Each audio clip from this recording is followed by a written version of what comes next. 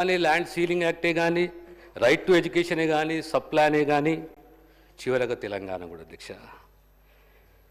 ఆ తర్వాత మళ్ళీ ఒక హిస్టారిక్ నిర్ణయము కాంగ్రెస్ ప్రభుత్వం తీసుకున్నదంటే కేటగరైజేషన్ అధ్యక్ష, వర్గీకరణ అధ్యక్ష.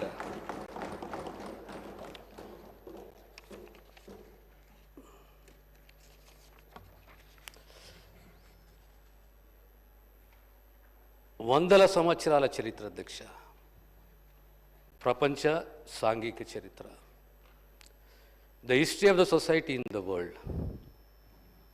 ఎప్పుడు ఏదో రకంగా వివక్ష అధ్యక్ష.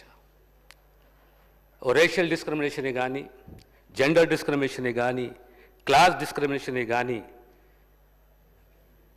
తర్వాత స్లేవరీయే కానీ ప్రపంచంలో ఉంటే మన దేశంలో మన సమాజంలో ఆనాడు కుల వ్యవస్థ, మహాత్మా గాంధీ గారు చెప్పారు, the cost system is a social evil that has divided and weekend the Indian society.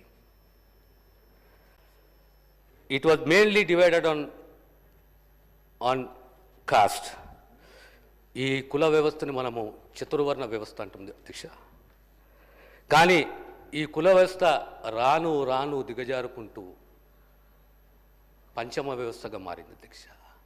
ఎవరి పంచములు అంటే అస్పృశ్యతకు, అన్టచబిలిటీకి గురైన వారు అధ్యక్ష.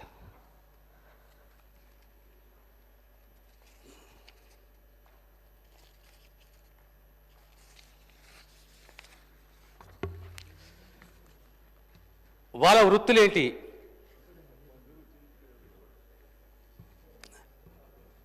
సఫాయి కర్మచారులు, చర్మకారులు, పారిశుద్ధ్య పనులు, సమాధుల తవ్వకము, యాచక వృత్తి, వ్యవసాయ కూలీలు, నేత పని, పూజారులు, జోస్యం చెప్పేవారు.